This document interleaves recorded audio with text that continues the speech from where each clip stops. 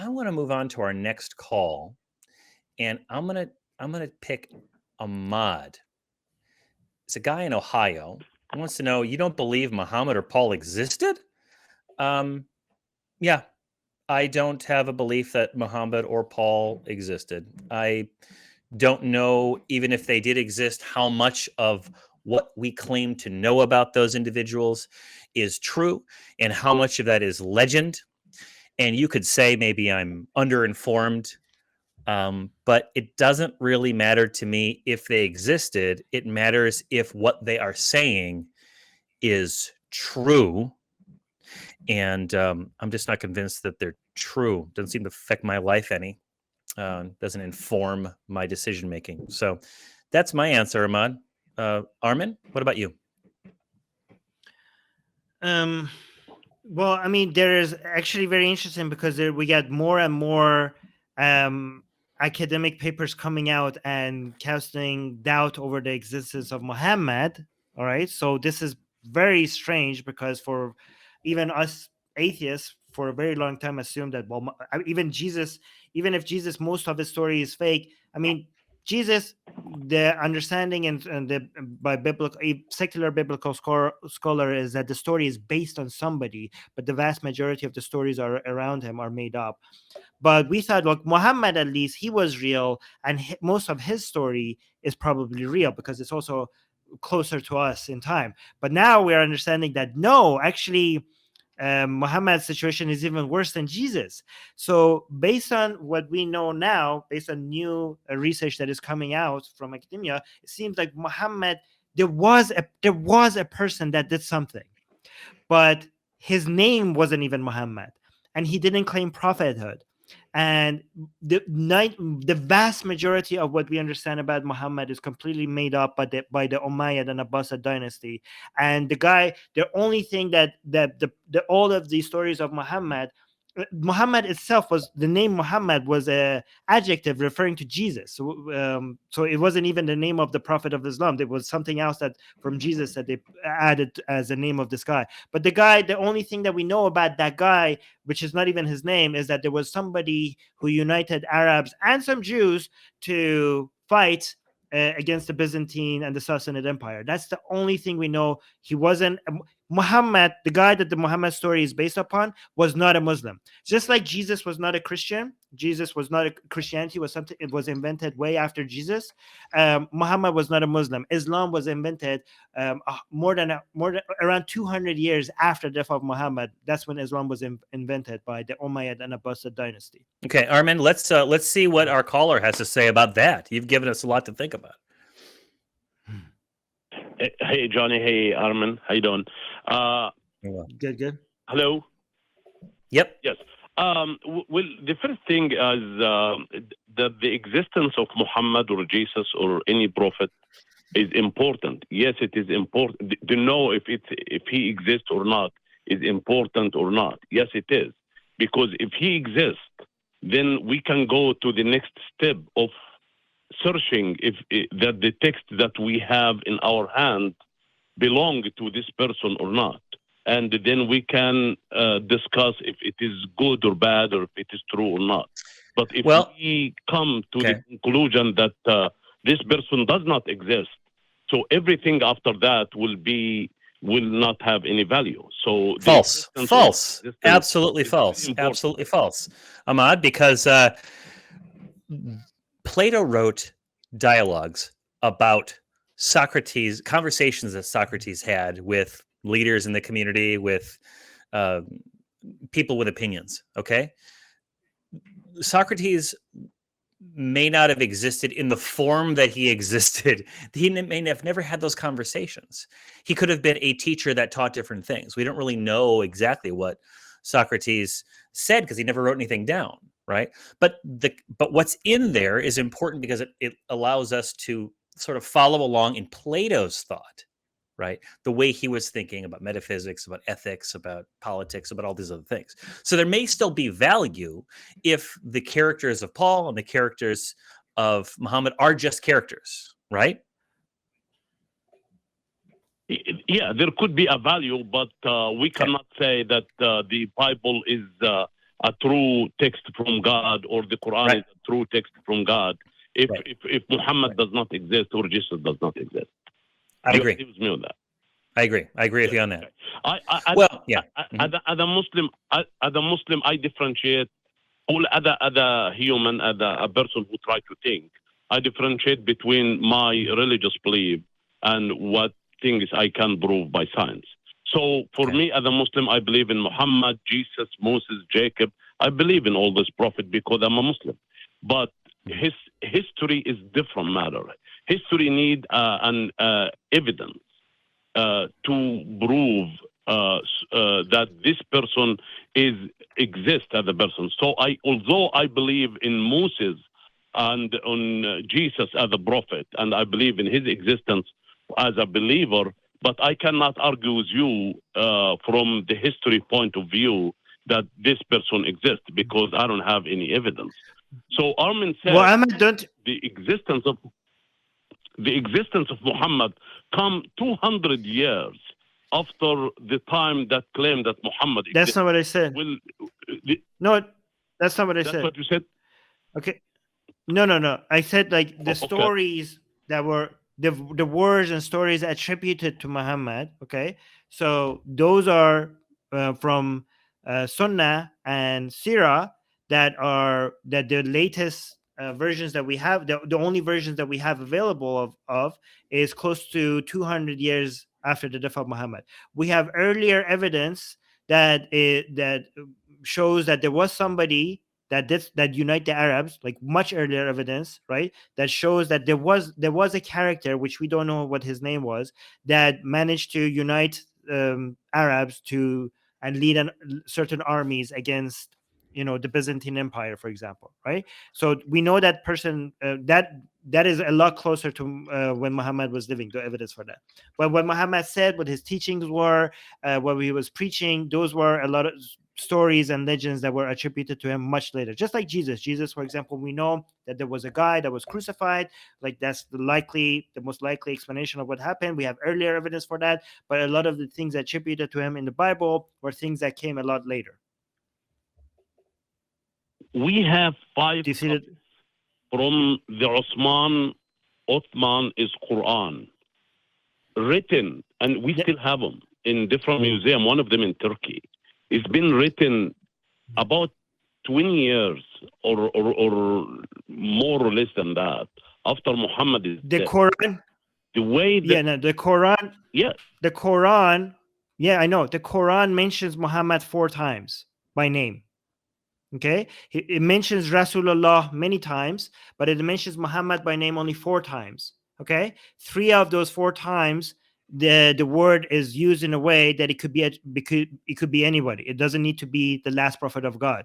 The word Muhammad, the way that academics understand what it means right now, is the one who is praised.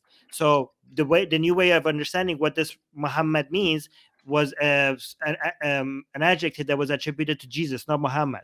So only one of the 4 mentions of Muhammad in the Quran is clearly to the last prophet, to the Khatam al-Anbiya, which is Muhammad. The other 3, and also that one verse that is mentioning Muhammad that way. So the Quran itself was, unlike what Islam teaches, is not a revelation that it came all at once or it pre-existed Muhammad in heaven on a golden temple or something like that. It's an organic thing that was being developed. Certain parts of it was being developed even before Muhammad was born, and it continued evolving during when they say Muhammad lived, and it continued evolving many years after Muhammad died, and we could see the evolution. So if you are saying that we have Quranic texts that dates close to the time of Muhammad, yeah, I agree with that, but that doesn't prove that Muhammad that you believe in existed. It just proves that these texts were being evolving by society at that time, and we could actually see the progress of how these texts was evolving and what was effective, what was being, what ideas were be coming in and out. Like we actually could see the progress. So actually, if you look at the history of the Quran and how it was evolved, actually completely dismisses it as a revelation that Muhammad got from Allah. even if you go, for example, into the Dome of the Rock in Qubbat al-Sakhra in Jerusalem, you can see Quranic verses within inside the dome that differs from what you have in the Quran that you have in your hand today.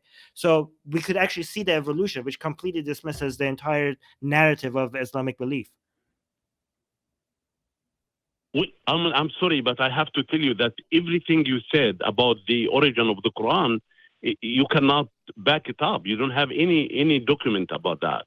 You don't have any evidence. Oh, we do. I studied the Arabic. Oh, no. Let me explain. You said that the Quran was even start to exist before the birth of Muhammad. I don't know what is the evidence for that. Oh, we have texts. We have many texts. We could see. Yeah. We have pre-Islamic texts that is an earlier version of what the Quran eventually ended up being. Give me one example.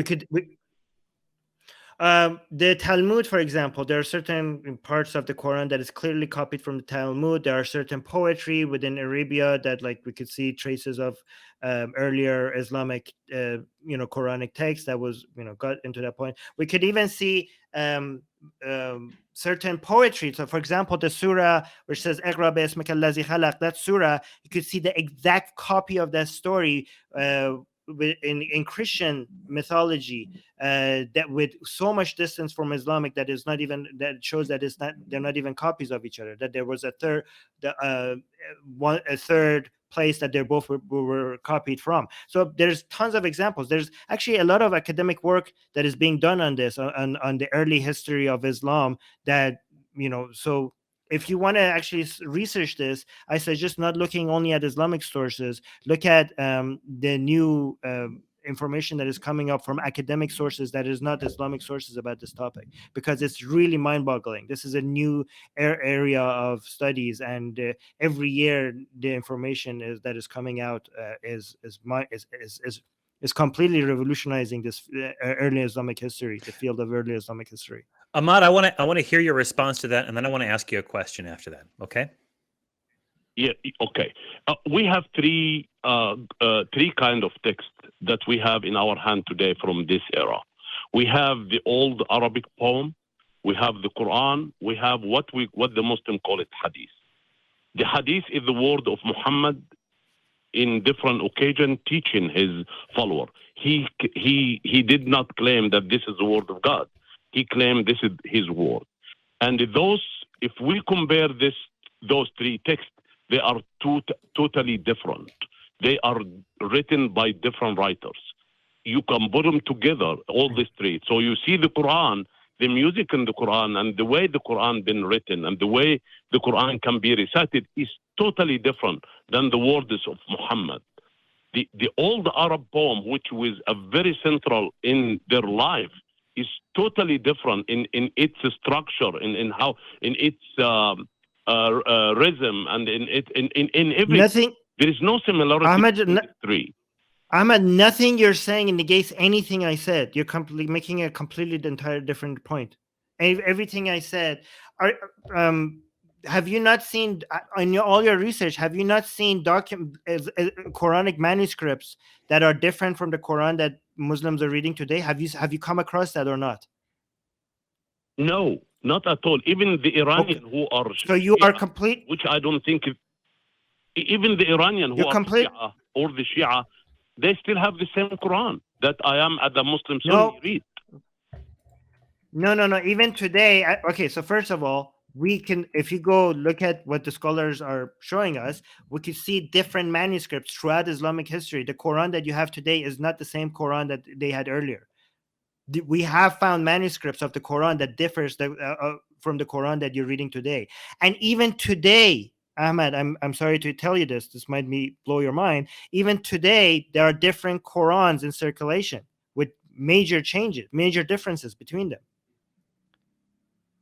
Now, if somebody come and write another book and he call it Quran, that's a different story. No. The Quran because the history, the way the Muslim transport or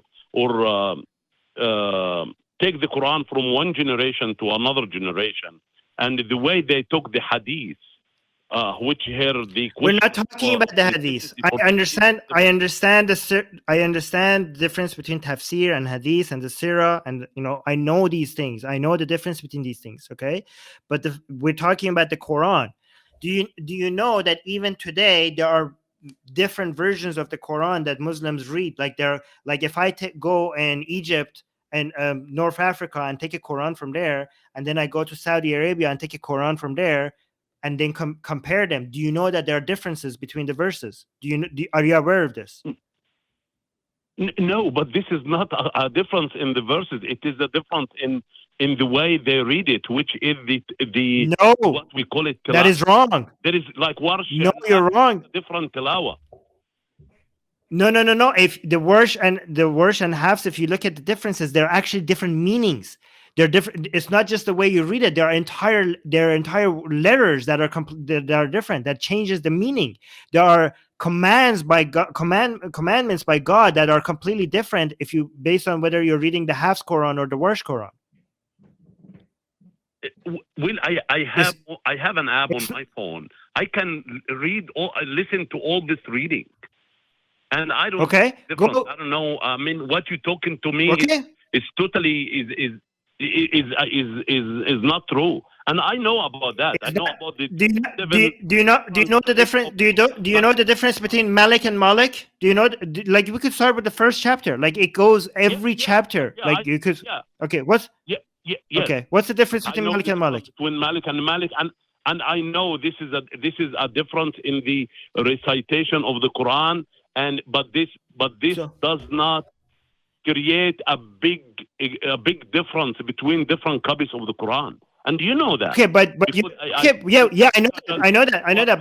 But once you got to Baqarah, once you get to Surah Baqarah, the commands of God even change. The commandments of God even change. But let's do with this first chapter, the subtle one, so you understand that the meaning of Malik and Malik is different. Do you agree with that? Malik and the Malik, yes, Malik is different than Malik. Yes. Okay, so. And you understand? Could we get an explanation for the audience?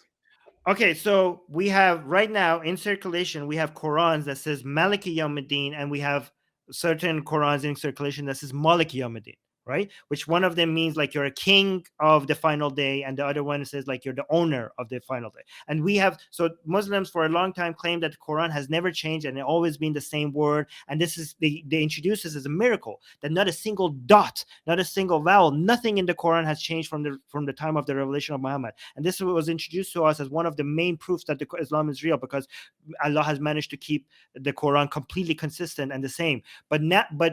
But that is being invalidated, because even today, if you go find different Qurans, even today that Muslims are using in entire countries, you can see that there are differences between them, which is completely disproves that miracle. So what Ahmad is trying to suggest is that the Quran was not changing throughout history. What I say that if you go look back, you could see, for example, if you look at the Sana manuscript, you could see actually in real time, like based by X-ray of different layers of the script, that you could see that there were an earlier text and then the above text that was completely changed. So you could actually, through archaeology and different methods, you could see the evolution of the Quran through history. This was not something that did not change. And even today we have different Qurans. That's the whole point of this argument. Ahmad, what is your familiarity with what Armin is saying? Have you investigated this kind of X-ray technology? Have you investigated the differing? Well, what Armin is saying is different texts, different textual, like actual text, as opposed to interpretation. Yeah. Yes. Okay. What Armin said is based on he think that this studies is new. No, Muhammad said that I received the Quran on 7 letters. تلقيت القرآن نزل القرآن على 7 أحرف. This is the original 7 accent, 7 Arabic accent, and it was read. He was reading it to the people, to the different tribe with their accent. Ahmad, don't be dishonest. You just said it's not different accents. No. Malik and Malik are not different accents. These are different words. Oh no, well, how did you ever heard about the hadith said نزل القرآن على 7 أحرف? You never heard Yes, yes, but the Quran, but it's a the misrepresentation 27 of what letters? we're saying. These are not just different. Yes, No, I've heard of that. I've heard. Yeah, but these are not different accents. These are different words. Have you heard of the Sana manuscript? Have you heard of the Sana manuscript? no, no. But I want to tell you. I want to tell you something about this Malik Yawmiddin. This example you give. I listened since I was a child in Egypt to a Quran reciter, and he said, because this is the first chapter in the Quran, Al-Fatiha, and it's very famous in all prayer, and he read it with both reading. He read it with both reading. He said, Malik Yawmiddin, Malik Yawmiddin. He repeated on the same recitation. This is something all the Muslims know. So you bring it up like Not all the Muslims. Discovered something new. No, any Muslim who have knowledge. No. That's a dishonest. That's a dishonest claim as well. Most Muslims are shocked. Most Muslims, when I show them, I know this since I was 11 or 12 years old. I know all the examples. Are you most Muslims, Ahmed? I say most Muslims. Are you representative of most Muslims, Ahmed? I cannot claim that because this will be unfair, you know. Okay, yeah, exactly. So when I say most Muslims will be shocked, most Muslims today are shocked when they actually hear the fact that there are different versions of Islam. You go to say, I knew this since I was a child. That does not negate my claim. Didn't you know? Because it seemed like you know very much about Islam.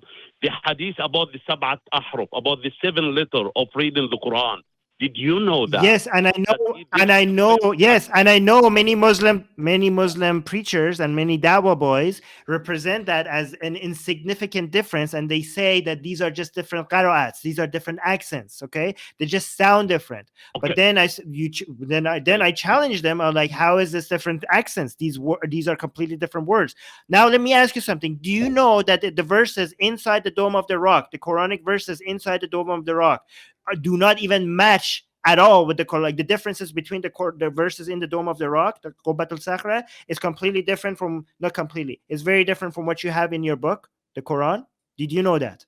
No, I don't know that, and I don't think this is true. Okay. And I'm gonna go look it up. Yeah, go look it up. Look it up. And also go look up the Sana manuscript. It will blow your mind. Yeah, the Dome of the Rock was built at the time of the Malik. Abdul Malik, yeah, 652. About 200 years. Yeah, so if they wrote it, exactly. If I wrote the Quran on the wall of my house and I wrote it wrong, this doesn't mean that the Quran is different. You know, the Quran is the same Quran. You know. Yeah. No, what the scholars are saying, what the actual scholars in this field, okay, go read what the scholars are saying. It shows that this was a work in progress. That by the time of Abdul Malik, okay, the Quran had not yet been finalized. Unlike when people think that Osman canonized the Quran, it hadn't been finished by the time of Osman. It was still a work in progress. You could see the evolution of Quran through time. Okay, sorry. Ahmad, no. This is spectacular stuff. Ahmad, Armand, I appreciate you calling in. We actually kind of have to wrap the show up, but it sounds like Armin has given you some things to look into. You might want to focus on the Sana palimpsest manuscript, and the Dome of the Rock, and these other matters that he talked about. Maybe go back, watch this episode, pinpoint, zero in on that stuff. If you see Armin online on one of our shows, perhaps you might want to call right back in and try to nail him down on these issues. But we have to go, and I don't want it to end, and I am having a good time just sitting here and listening. These two passionate people debating stuff, but I think this would we would all benefit from a bit more focus, so we could cite to some sources, and then instead of saying I don't know, I like to hear, yes, I'm aware of, and this is why that's wrong. But I do appreciate you calling. I'm going to drop you. I didn't want to cut you off, but I do have to wrap this up.